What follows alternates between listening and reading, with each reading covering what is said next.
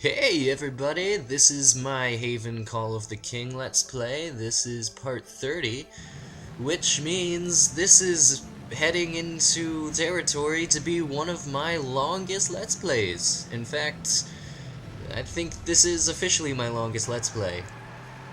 And it's all because of stuff like this, stuff you're seeing right now, crazy car controls that you just can't control these cars, man. I don't know what's going on.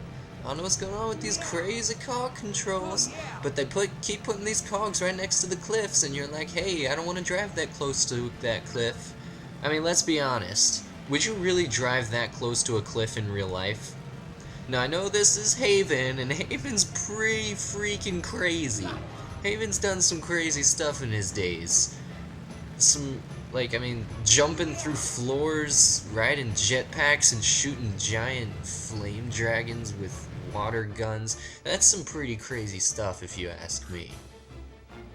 So I think driving a car right next to a cliff, that ain't nothing to him.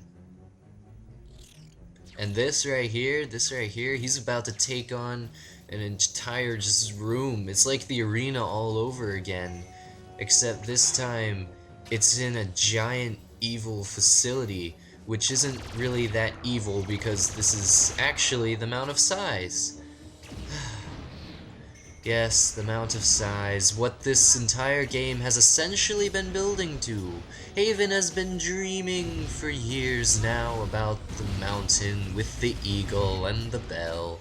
And now all of those dreams are about to come to fruition as he finally realizes, after he dies, what he has been dreaming about for so long.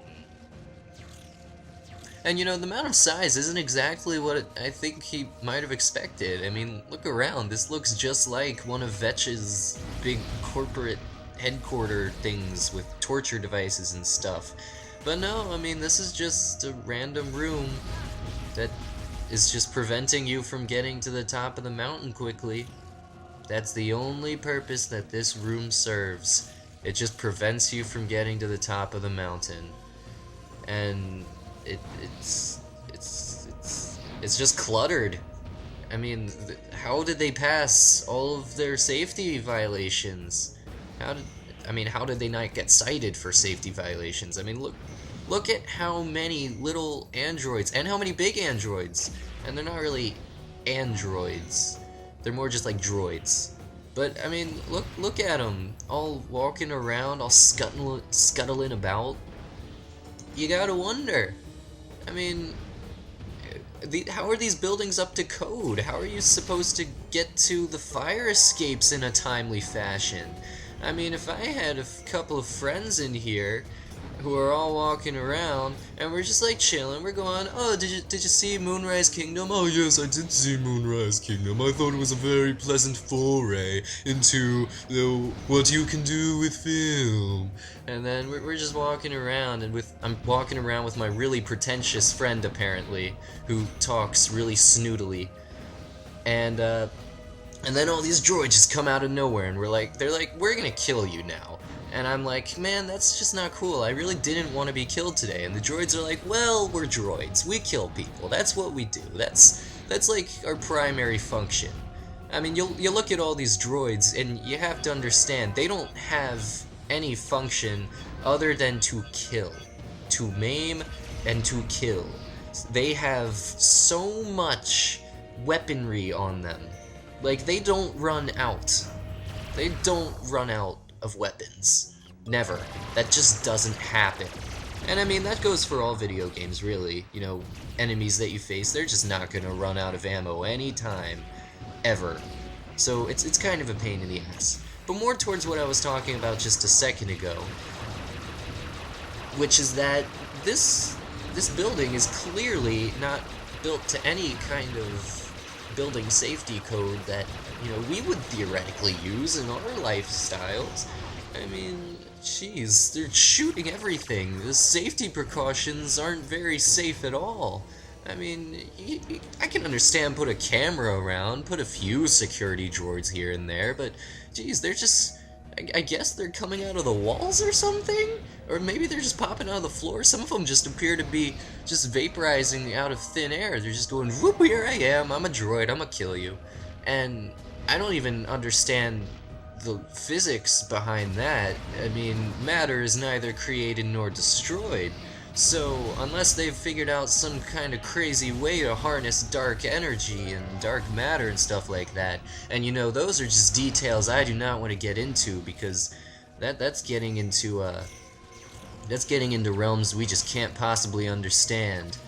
Or, you know, as the great Dr. Spong might say, you're mocking forces you can't possibly understand. And he doesn't say it exactly like that, but he says it pretty darn close. Except he's a little like, you're making forces you can't possibly understand.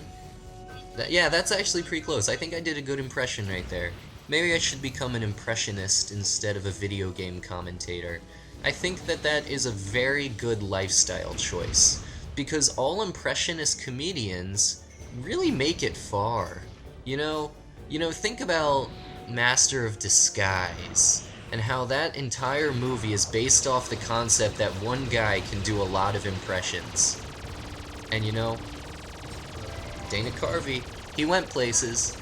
He went places that you probably don't remember, but yes, he did go places. See, look at that droid on fire. He's burning up for you, baby.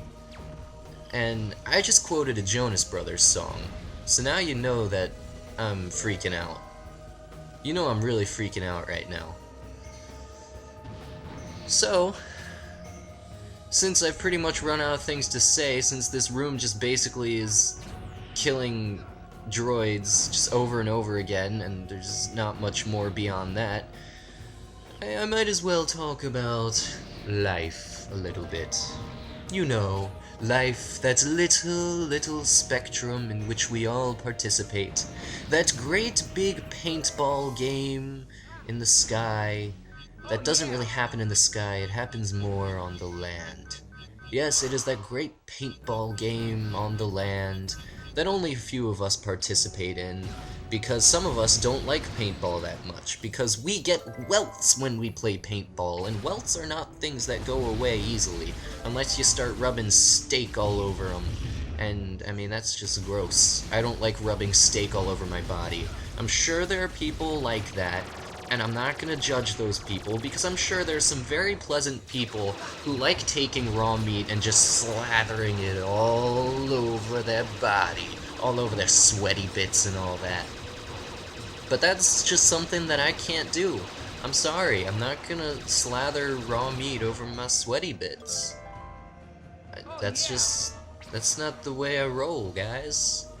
So, if you're ever looking for a guy to, you know, if you're looking for a partner in crime, a partner in meat slathering, well, I'm just sorry, but you're gonna have to look for someone who isn't me. I am not a slatherer of meat. Okay, well, occasionally I slather some meat, but it's not on my own body. Sometimes I just slather meat on my yard, because my yard needs some meat sometimes. Because my yard speaks to me. My yard says things like, hey man, I'm gonna need some meat. And I'm like, yard? Why are you talking? You're just some grass and some dandelions. Why are grass and dandelions talking? That just doesn't even make any sense to my little baby head. And they go, hey, don't try to think too much, man. I'm just some flowers. You don't need to think too much. You don't need to think about my little flowery head. Here's what you gotta do. What you gotta do is you gotta take some meat. You gotta get some meat from that supermarket. You gotta go to every supermarket that's ever existed. Buy all their meat. All of their meat. Like even the meat that has been sitting on the shelves for a while and is just getting the line to where it might be about to expire, but you buy it anyways because you're cheap. And I'm like, alright, I'm gonna do that for you, yard, because you've been a nice yard, and I really think that we can make it all the way to state finals this year, because every year I participate in a yard competition. Alright, that's a lot of lies that I just said. I just said a lot of lies. But it's up to you to determine which ones were lies, and which ones were not falsities at all. Because I do like to tell the truth, I think that honesty is the best policy. I can't say the same for Haven. I don't even know why I said that. Haven's actually a pretty nice guy. He generally is pretty honest. So, for all the things that I give Haven crap for, you know, having a yo-yo as his primary weapon, whereas any other item that you can possibly imagine would probably be better suited for a combat situation. You know, I give him a lot of crap, but honesty is something that, you know, he's good for. If he says he's gonna pay you back, he'll pay you back. I can only assume, because I don't know what kind of currency they even use in this universe. I mean, I wonder if they use like this medicine stuff, the marshmallowy medicine stuff. I wonder if that's like their currency, because I can't think of much else that they can really pay with. They haven't had many exchanges throughout the course of this game. In fact, I don't think there's been one single transport of money from one character to another. Now maybe that's saying something about the universe this game takes place in. Maybe it's just some kind of society where money isn't even a thing anymore. Maybe it's all socialist and whatnot. That would actually make a lot of sense, because that's like what Vetch is all about. Just like, everybody's equal as long as they're me. But if you're not me, well, sorry bro, you're not quite there. You're not gonna be as well. You're not as cute as me. That's something that I think Vetch would say. You're not as cute as me. Yeah, this level is so long, and it doesn't need to be. It should be so much shorter. I see, this game could have been great. I look at this game and I just want to say, you could have been a contender. You could have been a contender, kid. Haven could have been a huge cultural icon by this point. You know, everybody would be wearing red cornrows at all of the video game conventions for their cosplay, and people would look at them and think, oh my god, they are embarrassing to humanity. But they'd be like, hey, no matter what you say, I'm just me being me. I'm just me being me. That's all you need to know.